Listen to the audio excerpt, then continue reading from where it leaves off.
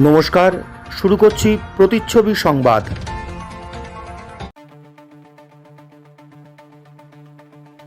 রানাঘাটে সেনকো গোল্ডে ডাকাতির ঘটনায় 4 জনকে দোষী সাব্যস্ত করল রানাঘাট মহকুমা ফাস্ট ট্র্যাক আদালত। মামলায় বিআইএস এর অ্যাপের মাধ্যমে হলমার্কের পিওরিটি টেস্ট দেশের মধ্যে এই প্রথম। গত 29 আগস্ট রানাঘাটের সেনকো গোল্ডে জেলার সেই ভয়াবহতম ডাকাতির ঘটনা নিশ্চয়ই অনেকের মনে আছে। একটু দেখে নিন সেদিনের সেই ভয়াবহ ঘটনার একটি ঝলক, যে ঘটনায় পুলিশ অফিসারদের প্রাণ বাজি রাখা তৎপরতায় গ্রেপ্তার হয়েছিল 4 ডাকাত। ডাকাতদের মুহুর্মুহু গুলি ছোড়ার ঘটনায় পিছপা না হয়ে উল্টে তাদের ধাওয়া করে 4 ডাকাতকে ধরে ফেলেছিলেন পুলিশ আধিকারিকরা। একই সঙ্গে পুলিশের পক্ষ থেকে উদ্ধার করা হয় ডাকাতি হওয়া বিভিন্ন সোনার গহনা, যার বাজার মূল্য ছিল বেশ কয়েক কোটি টাকা। এই ঘটনায় অত্যন্ত দ্রুততার সঙ্গে মাত্র 149 দিনের মাথায় আজ রায়দান হয়। এই রায়দানকে কেন্দ্র করে আজ রানাঘাট মহকুমা আদালতে যথেষ্ট ভিড় চোখে পড়ে। ডাকাতির ঘটনার বিচার প্রক্রিয়া সম্পন্ন হয় রানাঘাট মহকুমা আদালতের ফাস্ট ট্র্যাক আদালতে। জানা গিয়েছে 72 দিনের মাথায় এই মামলার প্রায় 950 পাতার চার্জশিট দেয় তদন্তকারীরা। এই মামলার সাক্ষ্যদানের 8 দিনে মোট 35 জন সাক্ষীর সাক্ষ্য নেওয়া হয়। এই ঘটনার সঙ্গে যুক্ত মামলায় মূল অভিযুক্ত 4 জনকে বুধবার রানাঘাট মহকুমা আদালতে হাজির করানো হয়। এরা হলো কুন্দন কুমার যাদব, রাজু কুমার পাসওয়ান, ছোট্টু পাসওয়ান ও রিক্কি পাসওয়ান। প্রসঙ্গত, এই মামলায় আরেক অভিযুক্ত মণিকান্ত যাদব ইতিমধ্যেই মারা গিয়েছেন।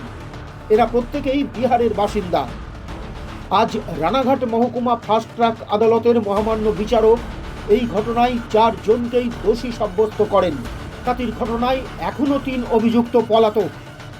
প্রসঙ্গত, ডাকাতির দিনই এই ঘটনায় 4 অভিযুক্তকে গ্রেপ্তার করার পাশাপাশি পুলিশ ডাকাতি হওয়া সমস্ত জিনিসপত্র উদ্ধার করেছিল, যার মধ্যে প্রচুর পরিমাণে সোনার গহনা, হিরে জহর ইত্যাদি তো ছিলই। এছাড়া বেশ কিছু মোবাইল ফোন এবং নগদ টাকাও ডাকাতরা ডাকাতি করেছিল। বিচার প্রক্রিয়া চলাকালীন বিচারক এই ঘটনার সমস্ত সিসিটিভি ফুটেজ এবং প্রামাণ্য সমস্ত ডিজিটাল নথিপত্রও পরীক্ষা করে দেখেছেন। প্রসঙ্গত, ডাকাতির ঘটনায় উদ্ধার হওয়া যে সমস্ত সোনার গহনাগুলিতে হলমার্ক ছিল, সেই হলমার্কগুলি ব্যুরো অফ ইন্ডিয়ান স্ট্যান্ডার্ডের অ্যাপ নামিয়ে তার পিওরিটিও পরীক্ষা করা হয়েছিল। বিচার প্রক্রিয়ায় হলমার্কের মাধ্যমে পিওরিটি টেস্ট ভারতবর্ষের মধ্যে এই প্রথম বলে উল্লেখ করা হয়েছে। বলা হয়েছে এই মামলা গোটা দেশের মধ্যে একটি উল্লেখযোগ্য মামলা হয়ে থাকবে।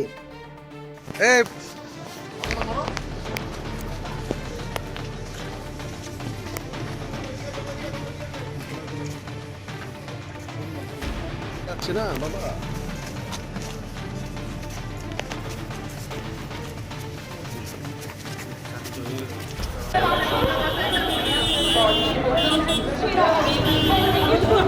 কি হয়েছিল?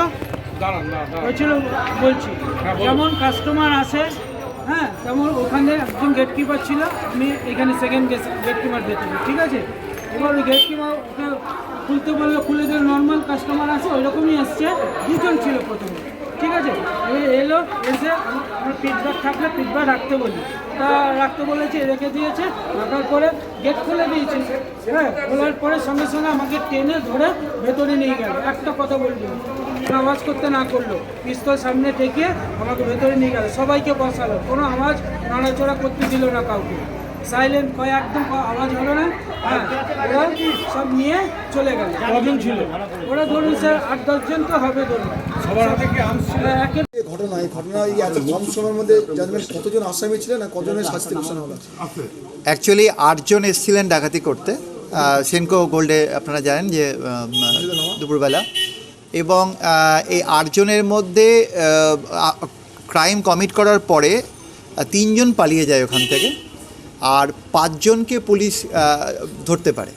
তার মধ্যে যে শ্যুট আউটটা হয় তাতে 2 জন ইনজোর্ড হয় ওইখানে, এবং যার মধ্যে মণিকান্ত যাদব আলটিমেটলি হসপিটালে মারা যায় ওই শ্যুট আউটে।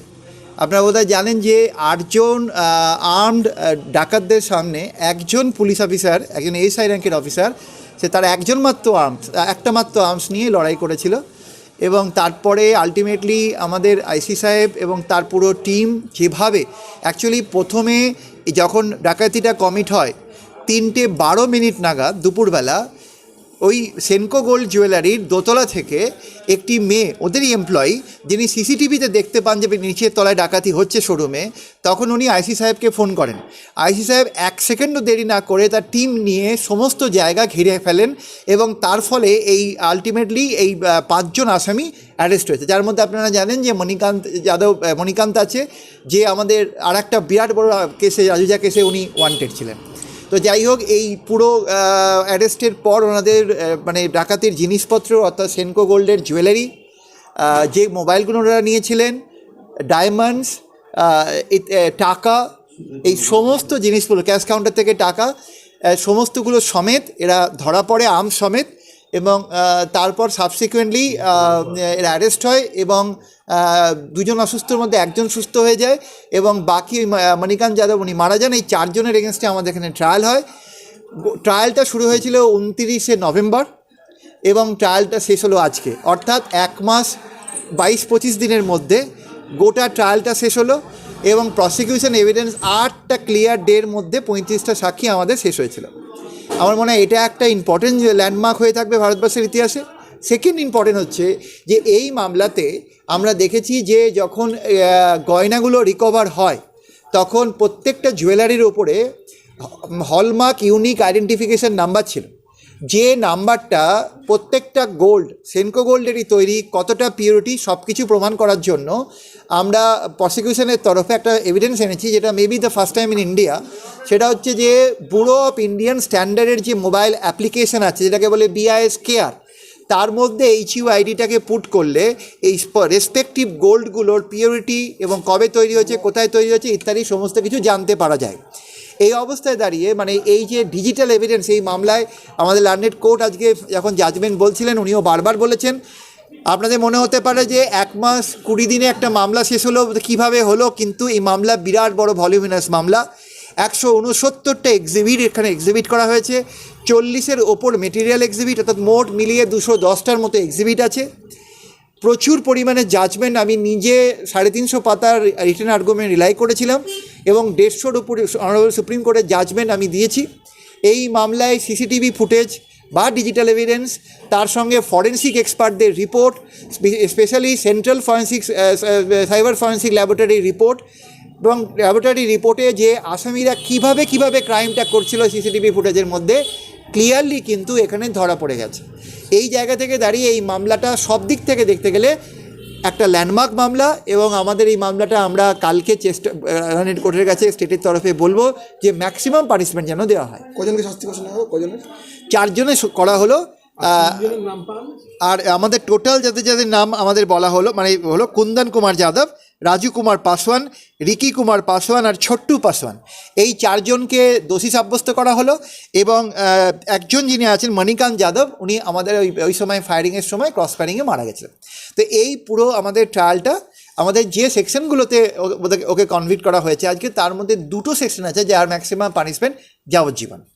বাকি যারা ছিল তাদেরকে কোনো সন্ধান না, তাদেরকে ইনভেস্টিগেশনের সময় তাদের যেটা আমাদের কাছে এভিডেন্স উঠে এসছে, তাদের যা অ্যাভেলেবেল ইনফরমেশন এই আসামিদের থেকে পাওয়া গেছে তার ওপর ট্রেস করে একটা গোটা টিম 2বার বিহারে গেছিলো এবং তারা বিহারে গিয়ে এই লোকগুলোকে ট্রেস আউট করার চেষ্টা করা হয়েছে, কিন্তু এই নামে এই রকম লোক ওই জায়গায় থাকে না, এটা স্পেসিফিক আমরা ওখানকার অথরিটি থেকে রিপোর্ট পেয়েছি এবং আয়ও খুঁজে পাইনি, পুরো টিম খুঁজে পায়নি, যার ফলে ওদেরকে অ্যারেস্ট করে আইডেন্টিফাই করে অ্যারেস্ট করে এই বিচারের মধ্যে আনা সম্ভব হলো না। কোন কোন ধারা দোষী করা হলো?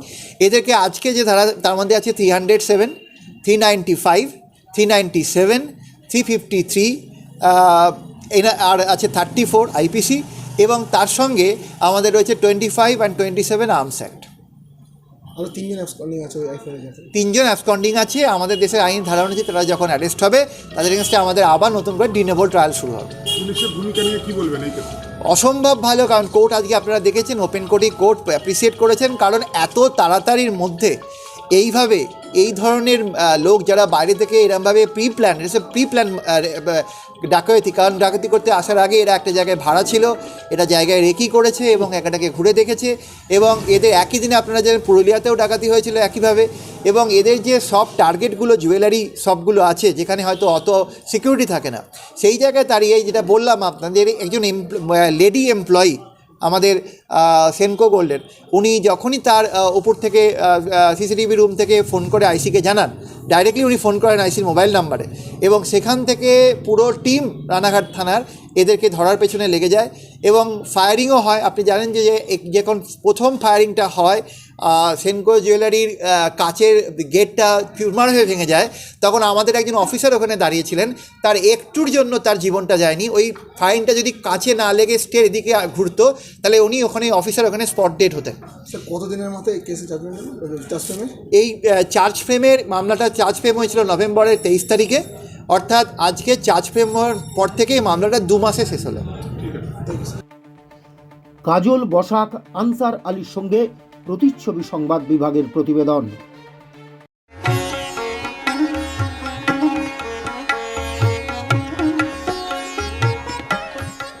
বাংলার তাঁতের শাড়ি মানেই জাতীয় পুরস্কারপ্রাপ্ত তাঁত শিল্পী বীরেন কুমার বসাক।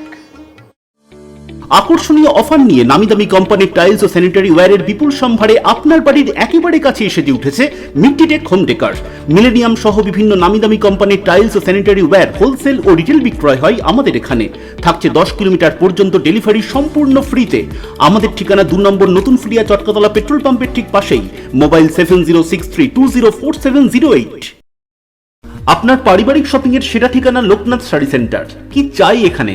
পুরুষ, মহিলা ও শিশুদের অফুরন্ত পোশাকের স্টক এখানে পাবেন ন্যায্য ও সুলভ মূল্যে। আমাদের নিত্য নতুন কালেকশন ও পোশাকের গুণমান বাকিদের থেকে তফাৎ করে দেয়। আমাদের ঠিকানা 35 রামপদ সরণি, নিউ সূত্রাগড় স্পোর্টিং ক্লাবের বিপরীত, সূত্রাগড়, শান্তিপুর, নদিয়া। ফোন 9851313734 অথবা 8906142021। Email gopalrai95@gmail.com। Shrikrishna health care nursing home চক্ষু বিভাগে এখন প্রতি মঙ্গলবার দুপুর 1:30 থেকে বসছেন শান্তিপুর হাসপাতালের বিশিষ্ট I surgeon doctor PK Das. এছাড়াও প্রতি সপ্তাহের বুধ, বৃহস্পতি ও রবিবার মাত্র 50 টাকায় বিশিষ্ট অপটোমেট্রিস্ট দ্বারা চক্ষু পরীক্ষা করা হয়। সুলভ মূল্যে অত্যাধুনিক লেন্সের দ্বারা ছানি অপারেশনের ব্যবস্থাও রয়েছে আমাদের এখানে। আমাদের ঠিকানা গোডাউন পাড়া, শান্তিপুর স্টেশনের সন্নিকটে, শান্তিপুর, নদিয়া। কল অথবা হোয়াটসঅ্যাপ 6294407313।